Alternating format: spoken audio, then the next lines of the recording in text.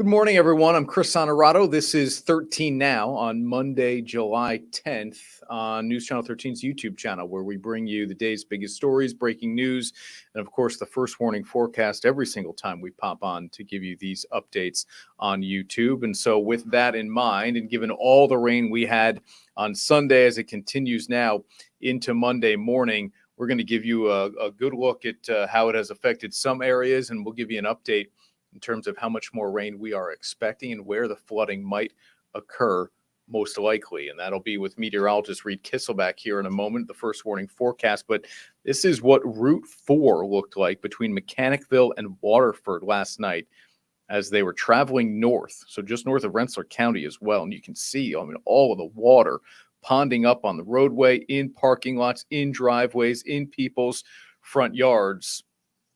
It affected much of the area yesterday as rain fell very quickly.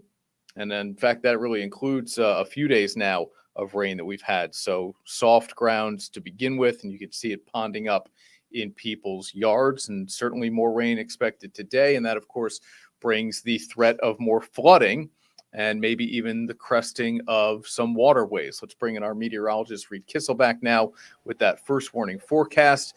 Reid, I know we're going to get more rain here. How much more are people going to deal with? Because I know you showed CDPHP first warning came of Pittsfield, where since midnight already an inch and a half, and now more than that. More than it's closer to 1.7 now. Wow. Since midnight. So it showed that a lot more of the steadier, heavier rain for a lot of folks would be another 1 to 2 inches by the time we got to the end of the day, with some locally higher totals possible, which is right now Bennington, Berkshire County are getting higher than that. Okay. So they'd probably be closer to maybe 3 to 4 inches by the end of the day if it keeps raining as steadily as it is. It's still kind of moving a little slow and steady. And so that's the frustrating part with this one, because you don't want that in those areas too, for sure. Vermont's getting a lot of reports of flooding, as well as downstate from us too, especially out around West Point. So yeah, we showed a lot of that video in Orange County, especially.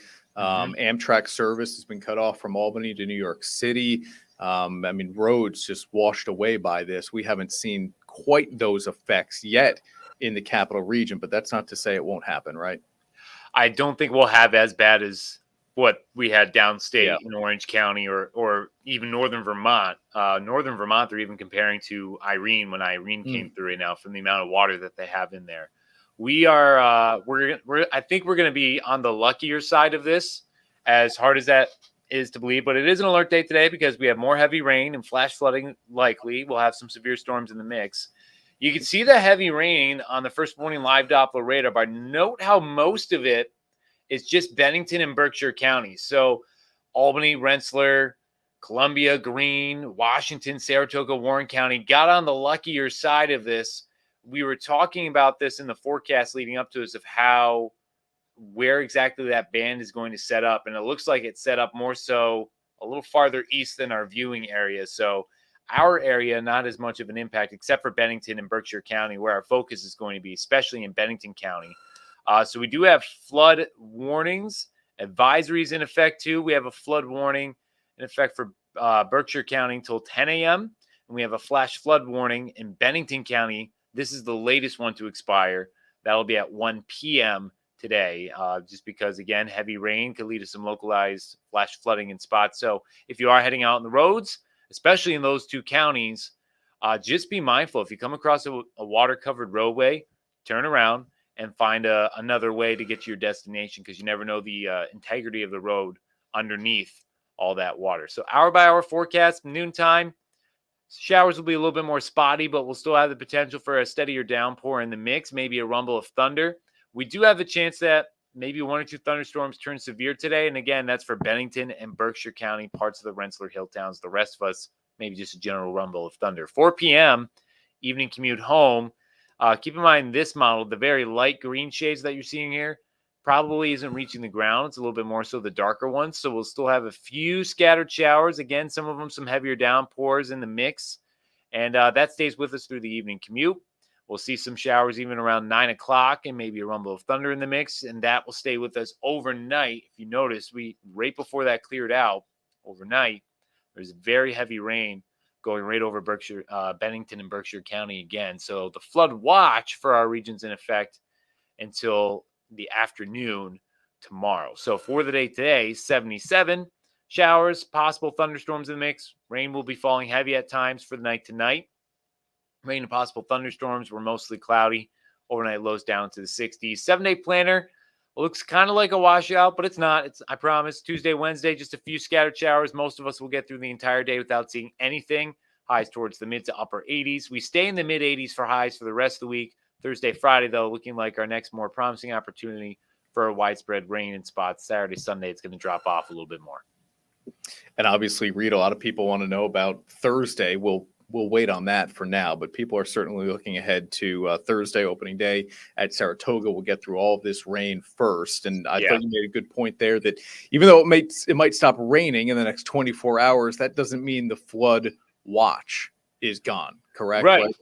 Yeah, it takes a while. This is what we always have to think about for this. This is one of the first things I learned when I was studying weather a little bit more with flooding was you get all the rain, the ground gets soaked, and then eventually it's too much water for the ground. So then that runs off and gets into the rivers. So it takes a little while for the rivers and creeks to catch up to the amount of rain that we've gotten.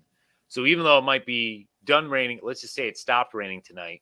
Yep. You might not see any signs of flooding till tomorrow morning in some spots, just because it takes that long for the water to reach the river or the creek or whatever body of water it is that tends to overflow whenever we get these kinds of instances. And that's why it's important to think about that, because I think some people tend to forget when it's stopped raining, like we should be in the clear. You might not be in the clear till a couple of hours later. All right, we'll keep paying close attention to that through midday tomorrow.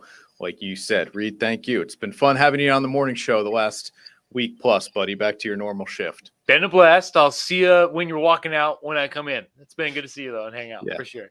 Get some sleep. Meteorologist Reid Kisselback with us here on 13 Now as Christina Talamo returns tomorrow. We'll keep track certainly of the rain and the flooding. We also have news today in the courtroom. The man accused of stabbing that Troy police canine, his name is Curtis Knockwood, a 25-year-old, is scheduled to be in court this morning. The dog, the canine, Officer Norby, was stabbed 12 times after responding to a burglary. Police responded to the Emerald Greens neighborhood in South Troy early Wednesday. They say when they found 25-year-old Curtis Knockwood and tried to take him into custody, he grabbed Norby and started stabbing him.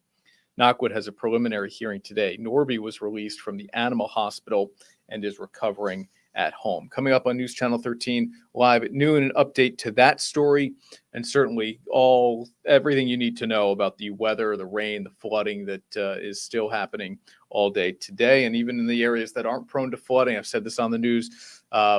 Beware of just some hydroplaning issues out there. Certainly ran into that on the Northway this morning. Hope you'll join us at noon. Thanks for watching 13 Now. I'm Chris Sonerato. Have a great Monday, everyone.